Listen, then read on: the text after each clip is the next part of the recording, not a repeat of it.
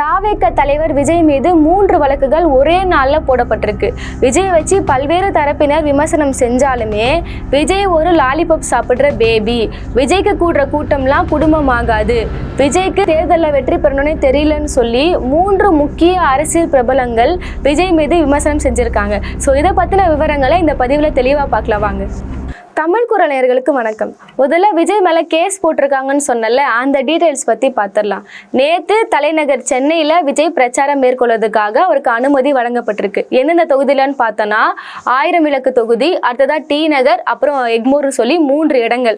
யார் யாரை ஆதரிச்சுன்னு பார்த்தோன்னா டி நகரில் புஷியானந்தா ஆதரித்து ஒரு பிரச்சாரம், அடுத்ததாக 1000 லைட்ஸில் ஜேசிடி பிரபாகர் அவரை ஆதரித்து ஒரு பிரச்சாரம், எக்மோரில் ராஜ்மோகன் ஆதரித்து பிரச்சாரம்னு சொல்லி 3 இடங்களில் அனுமதி பக்காவா காவல்துறை கொடுத்திருந்தாங்க. இப்போ இங்க என்ன பிரச்சனை ஆயிடுச்சுன்னா, இவர் வெறுமனே பிரச்சாரம் மட்டும் பண்ணியிருந்தாருன்னா இவர் மேல கேஸ் போட வேண்டிய தேவையே கிடையாது. நான் பிரச்சாரம் தான் பண்ண போறேன், அதிலும் இந்த தொகுதிக்கு இத்தனை மக்கள் மட்டும் தான் வருவாங்கன்னு சொல்லி பர்மிஷனை வாங்கிட்டு அண்ணன் என்ன பண்ணிட்டாருன்னா 3 தொகுதியிலுமே ரோட் ஷோ பண்ணிட்டாரு. இப்படி 3 தொகுதியிலுமே ரோட் ஷோ பண்ண காரணத்துக்காக தான் இவர் மேல இப்படி ஒரு கேஸே போடப்பட்டிருக்கு. ஏங்க மற்ற தலைவர்கள் யாருமே ரோட் ஷோவே பண்ணலையா? ஏன் விஜய் ரோட் ஷோ பண்ணா மட்டும் நீங்க கேஸ்லாம் போறீங்கன்னு நீங்க கேட்டீங்கன்னா, இவங்க இங்க லெட்டர் கொடுக்குறாங்களா பர்மிஷன் லெட்டர்ல, அதுல இவங்களே மென்ஷன் பண்றாங்க இந்த தொகுதியில இத்தனை பேர் மட்டும் தாங்க வருவாங்க, இத்தனை பேருக்கு மட்டும் நீங்க எனக்கு அரேஞ்ச் பண்ணி கொடுங்கன்னு சொல்லி பர்மிஷன் வாங்குறாங்க.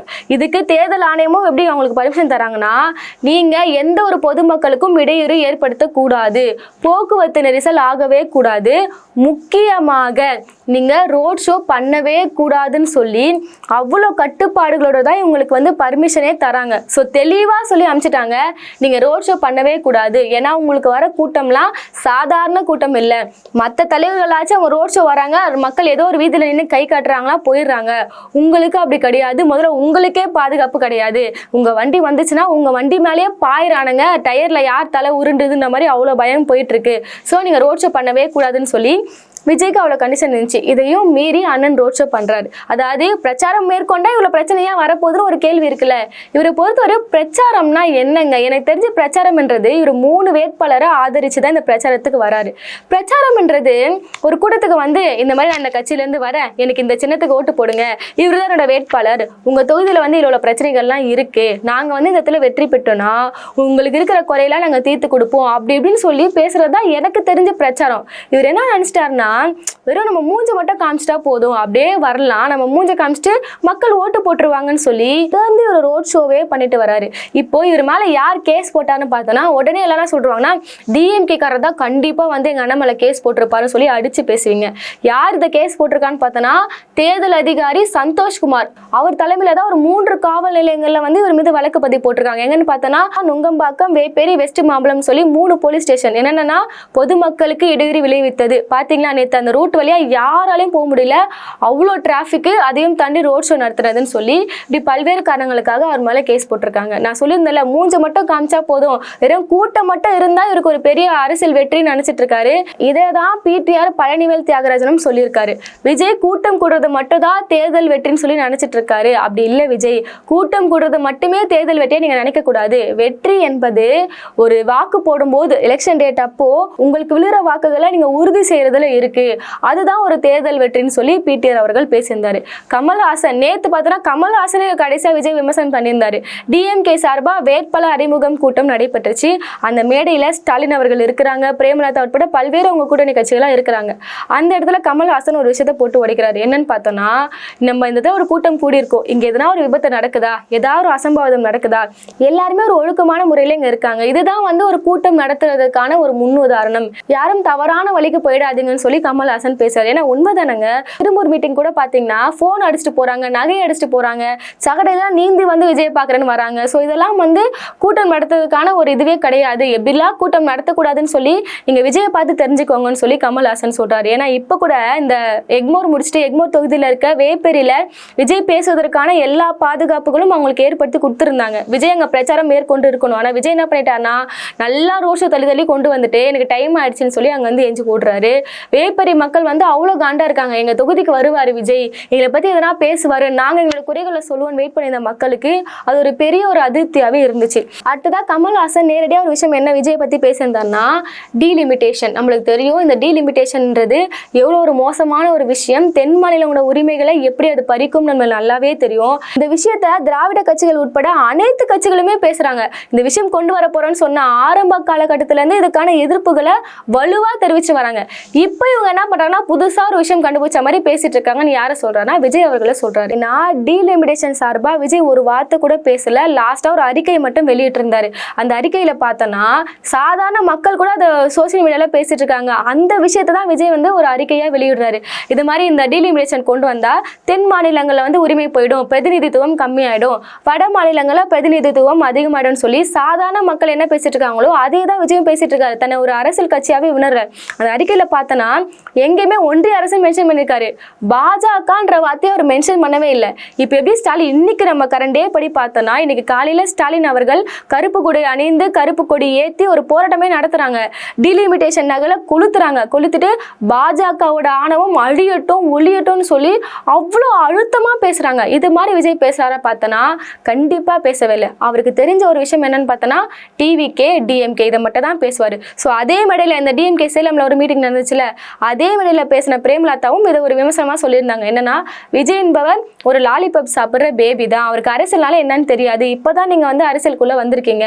இந்த திராவிட மாடல் கட்சி என்பது ஒரு 75 வருட கால கட்சி, நீங்கள் முதல்ல எப்படி அரசியல் கற்றுட்டு வாங்க, அதுக்கப்புறமா நீங்கள் டிவிகே டிஎம்கேன்னு சொல்லி பேசுங்கன்னு பிரேமலதாவும் ஒரு சைடு பேசியிருந்தாங்க.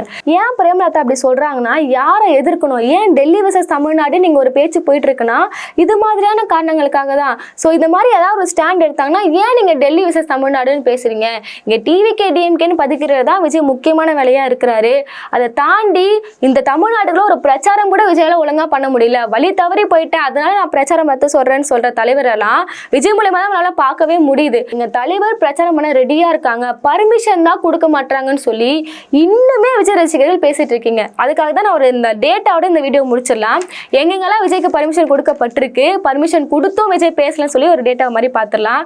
முதல்ல பெரம்பூர் தொகுதியில் தான் விஜய் பேசுறாரு. பெரம்பூர்ல அன்னைக்கு எதுக்காக பேசினார்னா அன்னைக்கு வேட்புமனு தாக்கல் அந்த தொகுதியில் பண்ணாரு, அதன் காரணமாக தான் அவனுக்கு பிரச்சாரம் பண்றாரு. அடுத்த நாள் அன்னைக்கே வந்து கொளத்தூர் வில்லிவாக்கத்தில் அவருக்கு பிரச்சாரம் பண்ணதா இருந்துச்சு, அதை ரத்து பண்ணிட்டு போயிட்டாரு. அடுத்ததா திருச்சியில வேட்புமனு தாக்கல் பண்ண போனாரு, அதனால திருச்சியில ஒரு பிரச்சாரம். அதை தொடர்ந்து வில்லிவாக்கம் டி நகர்ல அவருக்கு பர்மிஷன் இருந்துச்சு. வில்லிவாக்கத்தில் ஆல்ரெடி உங்க பிரச்சாரத்தை கேன்சல் பண்ணி போயிட்டு இருந்தாங்களா, என்ன பண்றாங்கன்னா மீண்டும் வில்லிவாக்கத்திலையும் டி நகர்லையும் பர்மிஷன் போய் கேட்கறாங்க. இவங்க கேட்டதுல பர்மிஷனும் ப்ராப்பரா கிடைக்குது. விஜய் சம்பந்தமே இல்லாம அந்த பிரச்சாரத்தை ரத்து செஞ்சுட்டு ஓடுறாரு. அதுக்கு அடுத்ததா தூத்துக்குடியில பிரச்சாரம் நடத்துறாரு, அங்க எதுவுமே பேசல, வெறும் ரோட் ஷோ மட்டும் பண்ணிட்டு பிரச்சாரம் பண்ணாம போயிட்டாரு.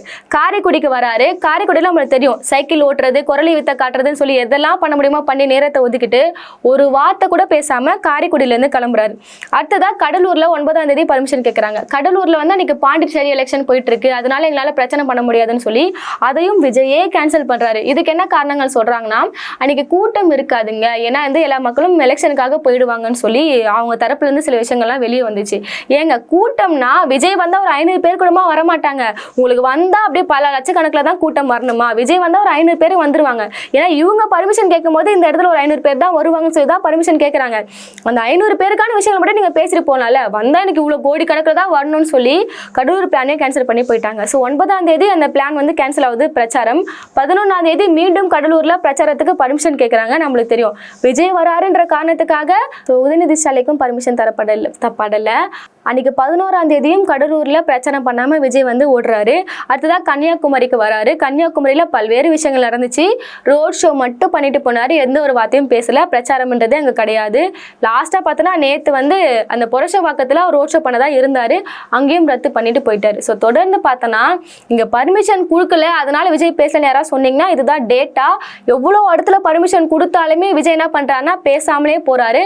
அப்படி பர்மிஷன் கொடுத்தாலுமே எவ்வளோ டைம் ஓட்ட முடியுமோ அது ரோட் ஷோவா மாத்திட்டு மக்களுக்காக ஒரு விஷயத்த கூட பண்ணாம போறாரு. இப்ப லாஸ்ட் திருப்பூர்ல பேசும்போது கூட அப்பவும் டீலிமிட்டேஷன் வந்து பத்தின விஷயங்கள்லாம் இங்க பரவலா போயிட்டு இருந்துச்சு. நீங்க வீட்டுக்கு போய் அறிக்கை போறதை விட 4 வார்த்தை நின்று பேச வேண்டியதானே, நீங்க பேசுறத மக்கள் காது கொடுத்து கேட்டு தானே இருந்தாங்க, மைக் உங்க கையில தானே இருந்துச்சு, ஏன் பேசல?